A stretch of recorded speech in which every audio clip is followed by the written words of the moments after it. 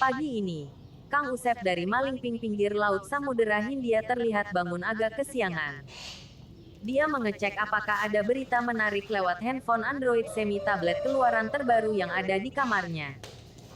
Handphone memberikan daftar judul berita-berita ekonomi, politik dan kejadian-kejadian update lainnya.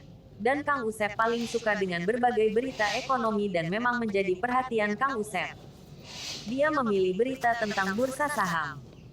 Dia menggerutu karena perubahan di pasar saham terjadi jauh dari perkiraannya. Setiap kali perubahan politik dunia, seringkali mempengaruhi pasar saham. Sambil menikmati makan pagi, dia menyaksikan kampanye presiden di Indonesia lewat pesawat televisi yang berantena parabola. Dia tidak menyenangi salah seorang calon presiden, karena program kampanye tidak jelas dan terlihat hanya pandai membual dan hanya pintar bersilat lidah, dan terlihat arogan sikap akademisnya. Dia kemudian mengubah channel dan mendapatkan fashion show dari salah satu stasiun televisi. Segera dia memindahkannya ke stasiun yang lain. Bila istrinya mengetahui siaran itu, dia harus mengeluarkan biaya ekstra yang tidak sedikit di butik langganan istrinya. Untunglah sang istri sedang sibuk berkonsultasi tentang tambahan lemak pada perutnya dengan pusat informasi kesehatan, lewat jaringan telekomunikasi satelit yang disebut telemedicine. Tak ada berita yang menarik, ujar Kang Usep. Dia masuk lagi ke kamarnya dan mengadakan rapat dengan rekan-rekan sekerjanya melalui konferensi dengan telepon. Sementara itu, Adit, anaknya yang pertama, sedang belajar intelijensi buatan dengan PC di kamarnya. Seperti biasa, si bungsu Naldi asyik bermain video game di laptopnya, karena cita-citanya ingin menjadi ahli cyber. Rumah Kang Usep adalah rumah elektronik. Hampir seluruh kegiatan keluarga itu menggunakan alat-alat elektronik. Dari rumah itu, setiap orang dapat berhubungan dengan seluruh tempat di dunia. Interaksi sosial mereka sudah melintasi ruang dan waktu. Alat-alat elektronik khususnya teknologi informasi dan komunikasi, telah mengubah pola perilaku mereka. Kita tengah menyaksikan dan sekaligus terlibat dalam revolusi global umat manusia. Frederick Williams telah menulis, kita sedang berubah. Bukan saja dalam lembaga-lembaga kita, dalam kendaraan yang kita beli, dalam baju yang kita pakai, dari gadget yang kita pakai tetapi juga dalam perilaku kita sebagai manusia. Premis pokok dari revolusi komunikasi ialah bahwa ledakan komunikasi mutakhir komputer, satelit, tape, disk, mikroprosesor, dan jasa radio serta telepon atau handphone yang setiap bulannya berganti type, baru tampaknya sedang mengubah karakteristik lingkungan manusia. Seperti sudah kita alami berkali-kali dalam sejarah kita tengah menyesuaikan diri dengan perubahan lingkungan. Perubahan masih terus berlangsung dengan akselerasi eksponensial. Apa yang bakal terjadi pada perilaku manusia menghadapi revolusi dahsyat ini? Karakteristik masyarakat pasca modern. Dunia sedang bergulat dalam masa transisi menuju ekonomi jasa. Teknologi komunikasi menghilangkan batas ruang dan waktu dengan ada streaming dan video call melalui jejaring sosial. Peristiwa yang terjadi di seluruh dunia memengaruhi reaksi kita. Kita ikut terharu menyaksikan rakyat-rakyat Palestina yang dibantai tentara Zionis. Kita merasakan ketegangan ketika menyaksikan perhitungan suara para paslon capres di Indonesia tahun 2024 dan di negara-negara lain. Dan kita menyaksikan orang terpanaskan ketika menyaksikan video-video politik yang memanas antara calon wali kota, bupati dan gubernur. Para pendukungnya saling berkomentar panas, saling menghasut dan saling bermusuhan dan menghalalkan segala cara untuk meraih kemenangan. Sehingga mengakibatkan kacau dalam berpolitik, membawa kekacauan pemikiran dalam beragama. Ketika salah satu pendukungnya menghina orang lain dibela mati-matian, bahkan dengan dalih agama sebagai kedoknya. Kalau suatu kesalahan di video itu menyangkut kelompoknya dia katakan hoaks, fitnah dan gibah, ria, dengki, hasad, dan sebagainya. Dengan menggunakan istilah-istilah agama. Tapi kalau bukan kelompoknya yang melakukan kesalahan dikatakan berita benar dan berita valid. Sepertinya video politik sudah berimbas kepada perubahan karakter manusia dalam beragama.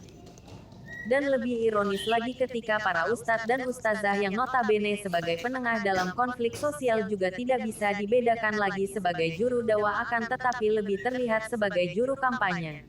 Terbukti di grup WhatsApp-nya yang disare adalah berita-berita politik dan tidak lagi mengesare berita-berita tentang dakwah akibatnya umat kehilangan arah dan ikut-ikutan berbicara politik yang sebenarnya buta sama sekali tentang politik praktis. Akhirnya, bangsa-bangsa secara ekonomis, sosial, dan kultural telah berubah menjadi radikalisasi, karena sudah teracuni berita-berita hoaks. Lama-kelamaan gairah hidup mereka, kemampuan untuk berperilaku spontan dan kreatif, diturunkan sampai ke tingkat nol. Akibat dari derita ini ialah merasuknya secara perlahan-lahan permusuhan dan agresi kepada orang lain. Inilah ongkos yang harus dibayar untuk kemajuan teknologis. Pertukaran informasi di antara penduduk dunia berlangsung dengan cepat dan dalam jumlah yang banyak. Manusia harus bereaksi dengan cepat juga, padahal alternatif yang tersedia sangat beragam. Karena luasnya perubahan yang terjadi, seluruh aspek kehidupan kita terpengaruh keluarga, pekerjaan, pendidikan, rekreasi, bahkan kehidupan beragama. Manusia harus terus-menerus melakukan penyesuaian baru.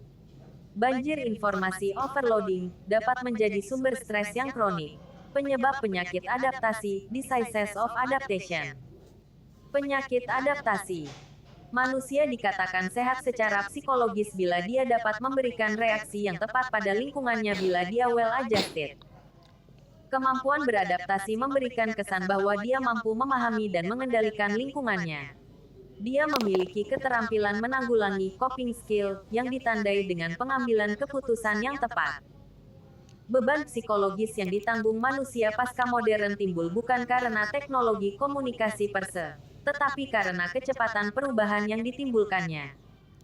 Salah satu di antara beban itu ialah berkurangnya kemampuan manusia untuk memahami dan menguasai lingkungannya. Puluhan tahun yang lalu, Tibor Sitovsky menulis, petik 2. Kita dikelilingi peralatan rumah tangga yang dapat kita jalankan, tetapi tidak kita ketahui prinsip-prinsip yang menjalankannya.